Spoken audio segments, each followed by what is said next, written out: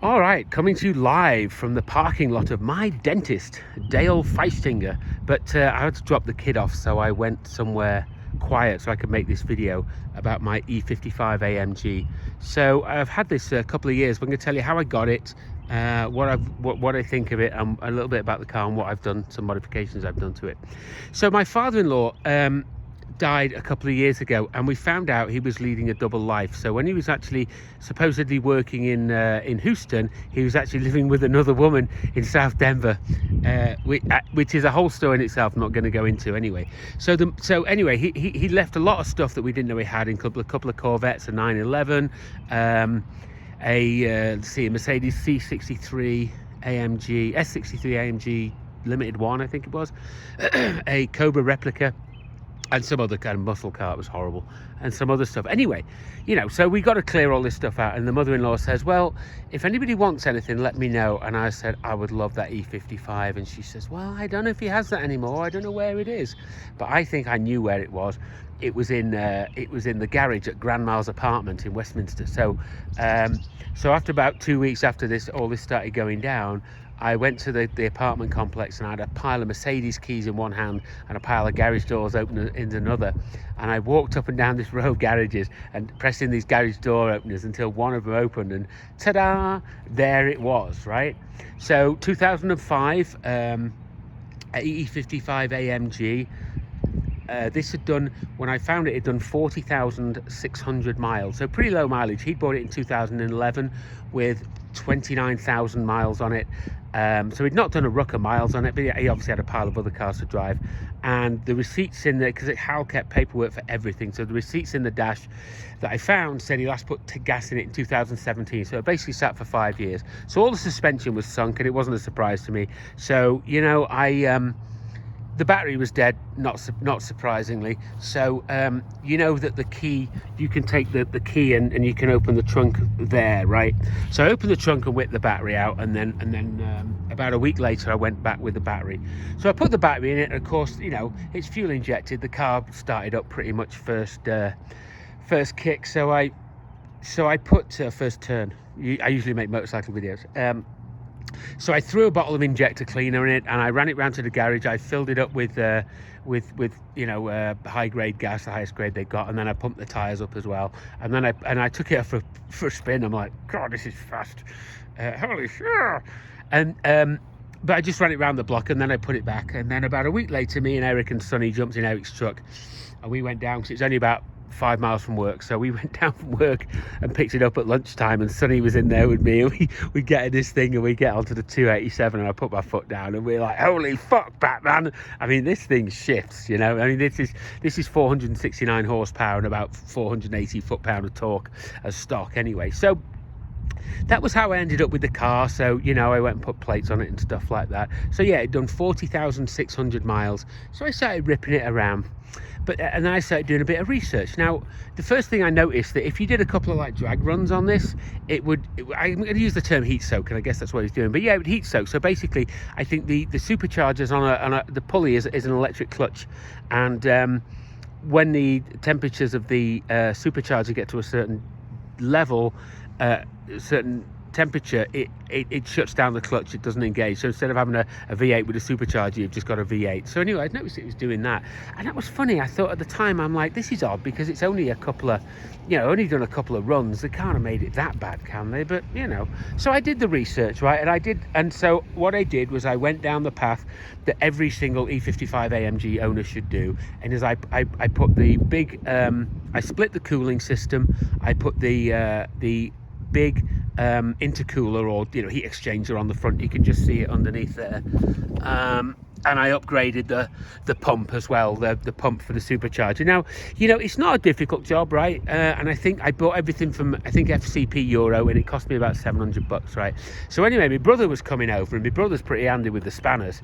So I thought, I'll wait till he comes over. He's also pretty handy with the corkscrew as well. For the first couple of days, we weren't really fit for doing anything, because one of the other things my father-in-law left was a large hoard of high-end booze, right? And all the girls are going, oh, I want the white wine, I want the vodka, and I'm like, I want the the bourbon, the scotch, and the brandy, and the cognac. Yeah, so we waded through a couple of bottles of that, and then we got stuck into this. So, you know, it took a day to do the intercooler exchange, and I'll flip the hood, but you basically have to take the front bumper off. So there's a jacking point under the front, right in the center, about a foot back from the front of the car. So I jacked it up. Put axle stands, took the wheels off, put four axle stands, so one under the wishbone on the side, and then there's a jacking point around about here. So I had axle stands, because this is quite a heavy car, it's 4,300 pounds, right? So we jacked it off, we wheeled the bumper off, and then we started putting the parts on. Just flip the, where are we? Got it. All right, so yeah, and the split cooling system is essentially because the supercharger cooling and the engine cooling are separate cooling systems, but they commingle because they share the same expansion tank, right, which is here. So what you do is, this is like something like a brake fluid off a BMW or something like that. So you essentially just put a division down there. You know, you split them off using a T, and you get these kits for doing that, and it's a popular mod. But I'll tell you what, there's a clip down there that was a real fucking pain in the arse to get off. And me and my brother were on that for like 2 hours and stuff like that, but we got it in the end. So anyway, so we fitted the bigger intercooler, which is quite easy to do, and then we put it back together. So then we got to bleed it, right? So we thought, right, we'll just take the bleed, we'll just put the pipe, this is a bleeding pipe here, especially for that purpose. So we just ran that piece of pipe into the expansion tank, right? And thought, just let it idle, it'll get up to temperature, then the pump will start working, and Robert's your mother's brother, right? But that didn't happen, the pump didn't kick in. So we took it out for a bit of a drive, and it didn't seem any different. Of course, it's not going to seem any different because it didn't, because we didn't really do anything performance-wise. But then I'm like, well, you know, we need to, I wanted to bleed the supercharger and get all the air out of it.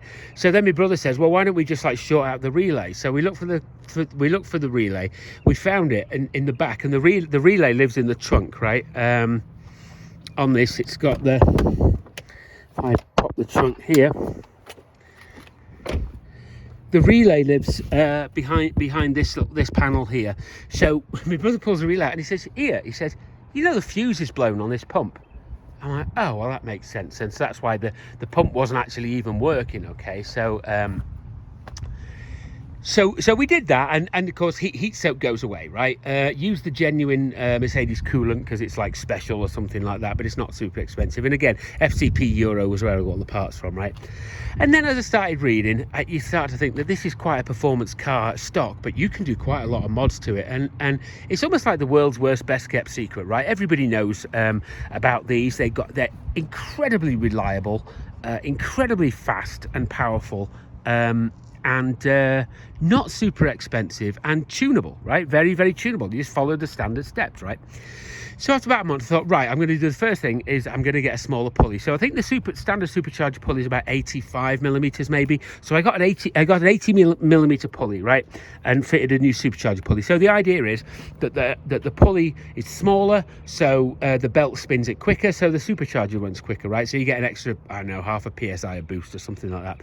So to change the pulley, what you do is you put a couple of hose clamps on here, and I got some cheap ones. They didn't freaking work, but so you can see the witness marks there. But you put some hose clamps on the pulley here, and then you undo that nut. Funny enough, that nut, I thought it's 24 millimeters, but the wrench is a little big. That's actually an imperial size nut, like 15/16 or something like that, because this supercharger is actually made in America, and AMG. So there's the bloke who built the engine. Someone B. Bausch or something like that. Is it Rausch? Rausch means smoke in German, I think. Anyway, so yeah, so I upgraded the pulley, and that is instant performance, right? I did the pulley and I took it out, and it's like, wow, you feel like maybe you're getting an extra 40 horsepower or something like that, but it's like money for nothing, right? Or power for nothing. So you instantly feel that, and I'm like, wow, this is really good. So I started doing a little bit more research. I didn't do anything else to it, and then I thought, okay, well, maybe I should get a tune. So I think I went to VRP, Victory Road Performance, who used to be in Colorado Springs actually, but now they're somewhere else. And I thought, right, okay, I'll get a tune from those guys. So I think the tune was about $500 or something like that, and then you get as many retunes as you need, right? So so I got the tune, and you actually plug. It's just a .bin, a binary file, so it's just ones and zeros, and you plug it in. You So what you do is they send you a cable, you plug it into a Windows laptop or DOS laptop, Windows, Microsoft, and then you extract some data about the file. It probably has all some calibration stuff and the car and all this sort of stuff, or the VIN number and that. So you send them that file, then you tell them what mods you've done, and then they send you back a tuned file. And it's quite interesting because I think so many people have tuned these cars that they just have stock files. You just tell them what you've done, you know, what altitude you're at, what pump gas you're going to run, and what mods you've made, and then they give you a file. So anyway, so I got the file back and I put it back in. It was a little bit underwhelming because what I realized, it didn't really affect the bottom end.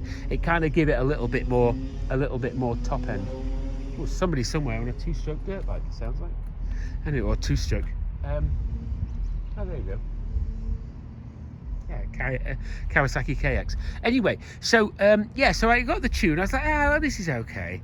And you know, and then I got to thinking, well, I've got the 80mm pulley. Where can I go from here? And I thought, well, why don't I just try a 76? So I did the same thing, ordered the pulley, and they're about $500 or $600, right? Nobody had one in stock, and then suddenly everybody had one in stock, right? So that means that everybody's getting them made, everybody's getting them from the same source, right? So I got the 76mm pulley. You know, same deal, use the hose clamps, nut off, take the thing off, put it on.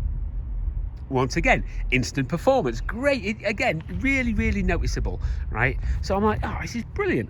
So anyway, you know, then I come into a bit of cash, and I was like, what else can I do? So I started doing a bit of research, right? And I decided I was going to go a little bit further. So what I did was, again, I think most thing I got from Victory Road Performance, but I went with the, can you see them? You can just about make them out there, that gold. But I went with stainless headers, okay? So I went with oversized headers, but only short headers, because here where I live, it's emissions.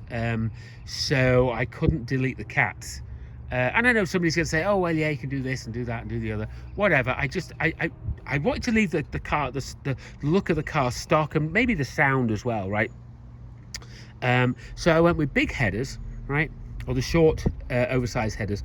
Then I went with bigger fuel injectors. So I went to the 550cc because I believe that that's what you should do.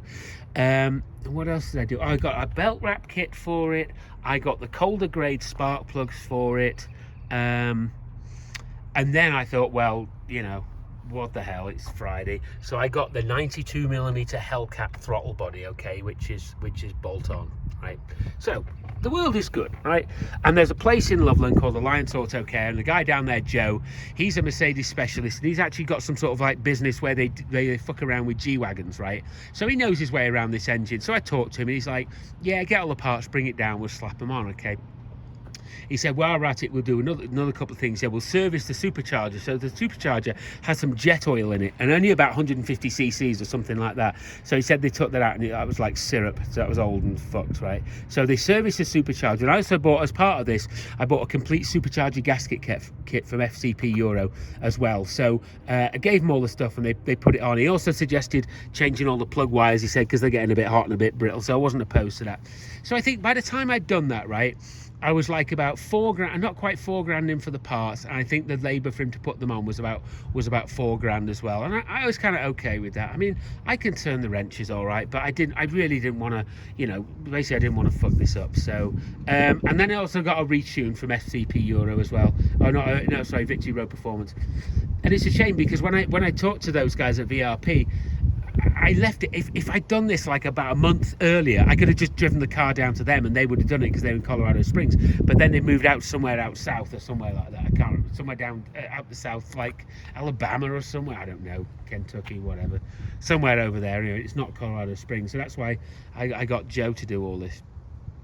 And the results were actually quite impressive. But I will make this comment: when you buy the 92mm throttle body, they'll tell you it bolt on. Yeah, it does bolt on, but it lines up with fuck all else. So so I wanted to keep the standard. You know, you have this like trim around here, this like clip-on plastic bit, and I wanted to keep that, but I couldn't. And the stock air filters, but I couldn't because because with the big throttle body, I couldn't get it to line up. So I went with one of these, and I can't remember. I got this online. It was about $500 for the lot. What I will say is, if you want to do this and add one of these air filters, they've got like conical air filters in them. If you want to add one of these systems, you can buy all these piece parts individually. Okay, so you can buy the Y pipe, you can buy the silicone connectors. Obviously, you can buy the hose clamps, and you can buy these filters as well. Okay. So I put that on, and then I thought, right, because I'd driven it a little bit with no air filter, and I thought, I don't want to do that. So I ordered this air thing, and I put it on. And what I did was, these are the stock Mercedes units, but I actually just ran the big silicone hose and just shoved it in the front there. And so I'd floor it, right, and it'd get to about 3,500 RPM, and then it would just like bog down, like it almost like you turn the key off, and I'm like, oh, what's going on with this? So I do a little bit of it's given an ESP error, right? So I take it back to Joe, and they look at it, and they're like, well, the ESP error is something to do with the speed sensors. I think that might have been a side issue, but they recalibrated those anyway. Yeah, it cost me another $500. And then it's like, oh, you know, but it's still doing the same thing. And I did some research on the internet, right? And what it was the silicone hose that I ran along here, and I just shoved it in the front there, right?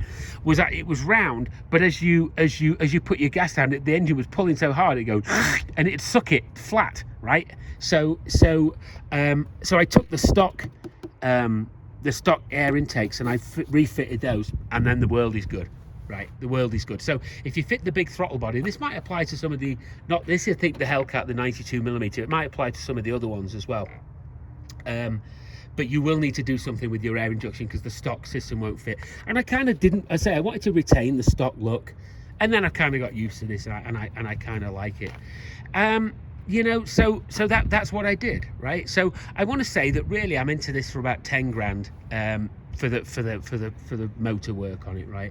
I've changed the oil 2 or 3 times.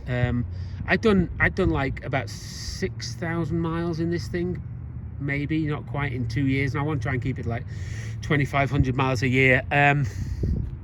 But I do change the oil every 2,500 miles. I just jack it up, and I use the Mobil OW40. You can buy like a wine in the box, except oil in the box.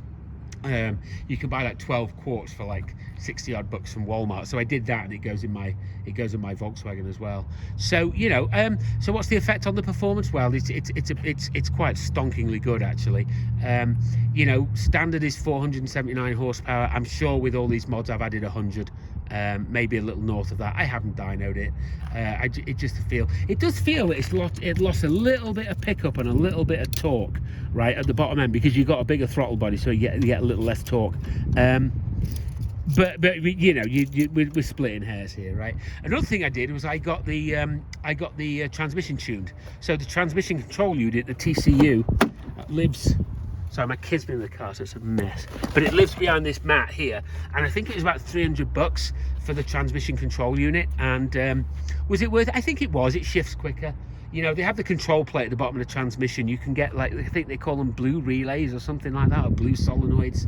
That you can upgrade, and so it shifts quicker. But it did shift quicker, and a little sportier. So I think that it was about $300 for the TCU, upgrade. You know, as I stand here, I also, as well as the bigger injectors, also got a belt wrap kit on it as well. Just so you basically wrap in the belt, you've got more contact area on the pulley, so there's less chance of it slipping. I don't know if it ever slipped anyway. It didn't seem to, but did that. You know, and if I had to do it all again, I actually probably wouldn't go this far. I think if you've got one of these, right, and you wanna tune it, my advice, and it's only based on what I've done, it's my opinion. Many people have their own, but obviously do the cooling mod. So fit the intercooler, split the cooling system. Yeah, that's a given, right? You want to do that. That's just a good idea.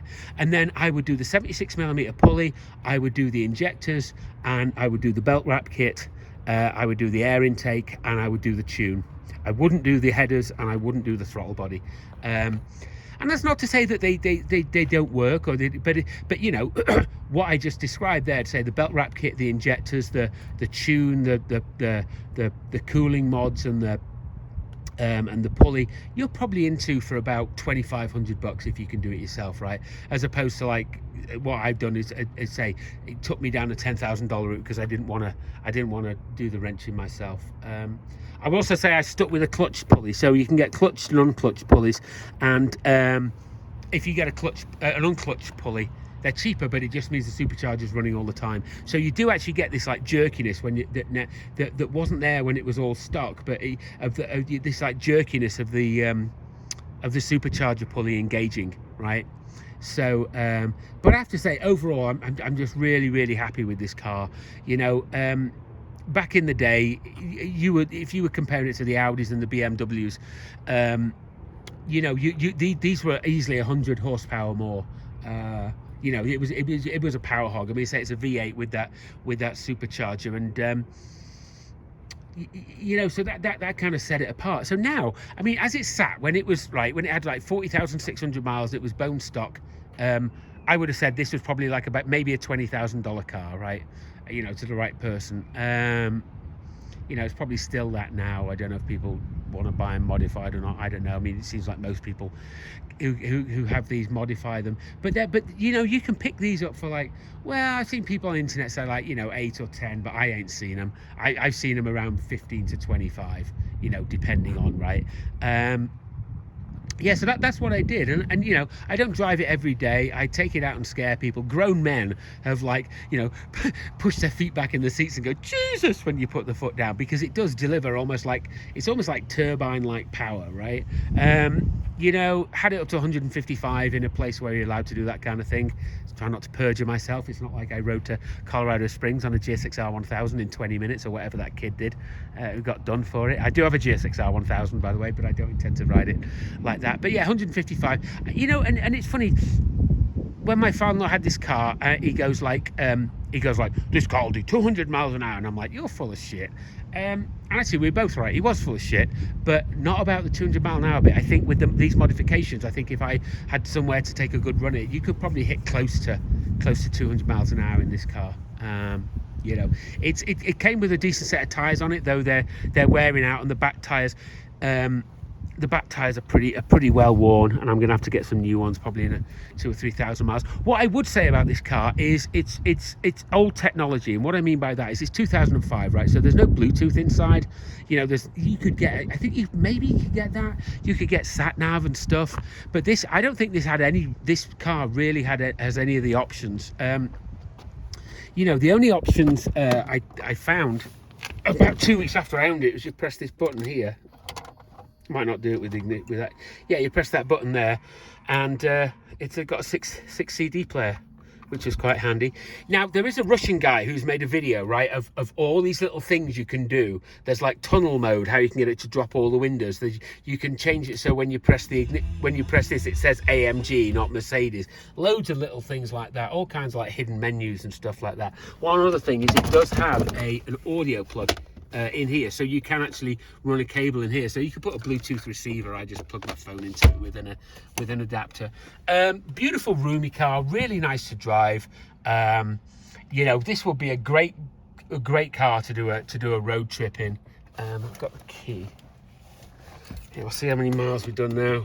It's 46 and change, I think 46,655. So you know, like I said, did those mods about a year ago, very pleased with them. One thing that has happened is the check engine light is on, and the check engine light is on because of a P0505 error, which is something to do with the idle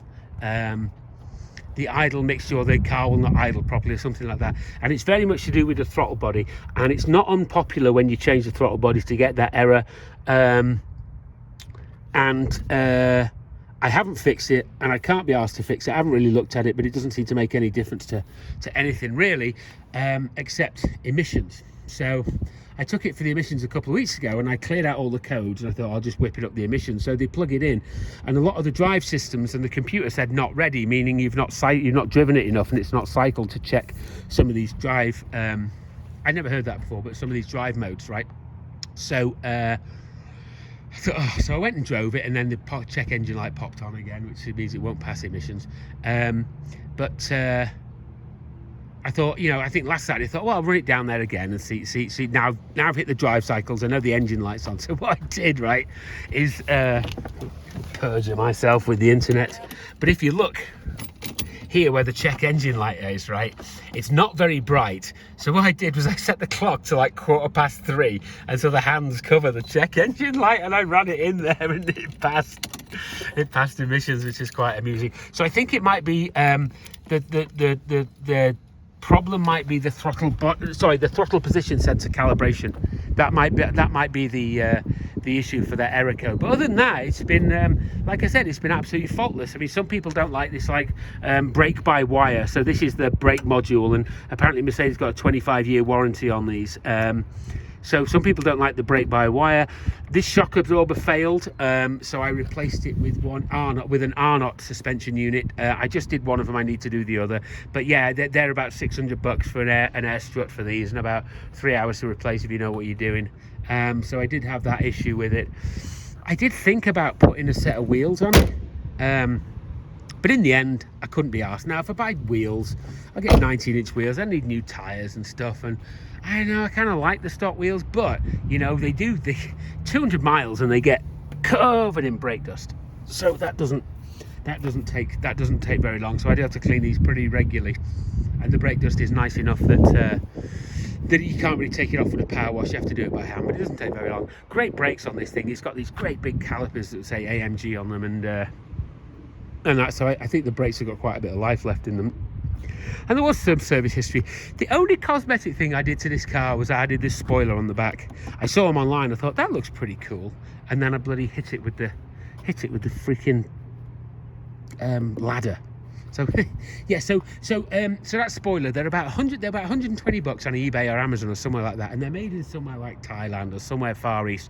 And what you do is you order the spoiler, you tell them your paint code, and then you'll paint it to match. So it actually looks, it's a really nice little touch, and I'm not, you know, and it's actually held on by double-sided tape. So what I did, again, I did two smart things, right?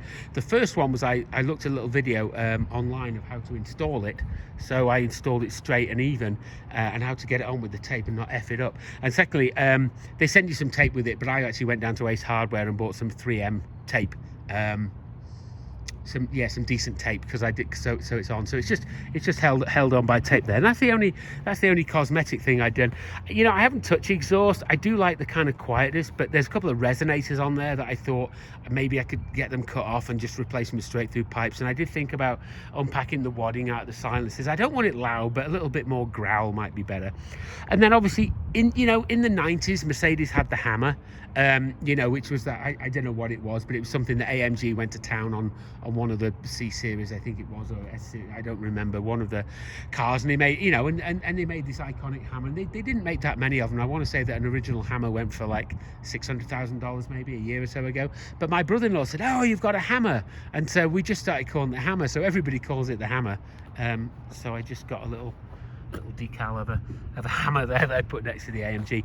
And the great thing about this car, and again, if you're watching this, you've probably already done your research and you know what it is, but it's a real sleeper. You know, a lot of people don't know what this is, and you know, even most of the big muscle cars that are coming out these days aren't like close to 600 horsepower. So this kind of eats their lunch, really. So yeah, it's an old man's car. I was saying old technology as well. You know, it's got traction control on it. It's not great. It really does kind of kick in hard and often. I think modern traction control is probably a lot more refined, because again, we're talking the initial design that's 20 years old, but you know, these have got a great reputation of being reliable.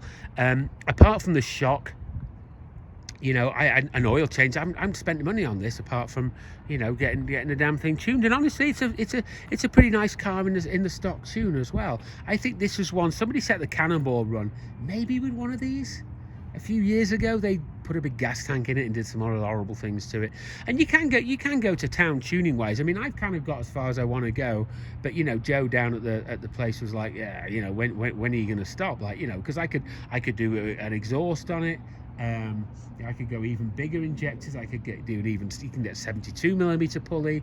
You know, you could probably get cams or get the head ported, and you could do other things with the intake. But I've just left it as it was. Although one mod you can do, and I kind of considered this and then put it to one side, which you can get a Whipple supercharger. So you bolt on this Whipple supercharger and replace the stock one, and it gives you, like, I think you can get these up to about 700 horsepower, and you don't have to modify the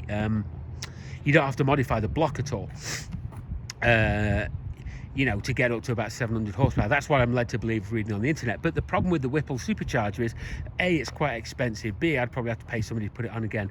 But that, C, you still have to go through a lot of these mods. So the injectors and the, you know, the injectors and the cooling and blah, blah, blah. So it's not like you just pay this one, like buy this one lump and just bolt it on. There's a lot of side stuff that goes around it. So, you know, like I said, these are the world's worst best kept secret. Everybody knows about these. I mean, they're an immensely powerful car for really not kind of immensely powerful money. And I think when it came out, this was the second fastest car 0 to 60 you could get for under 100 grand. And I think the fastest one might have been the Z06 Corvette. Doesn't handle great, I have to say. Handle okay. Steering's very heavy, and because it doesn't have springs, it's got air shocks. It tends to kind of, people know if you've got one of these, you drive it, you know, you kind of get this like wobble, and it gets caught in the ruts in the road and stuff. But it does go down the road very nicely at 100 miles an hour.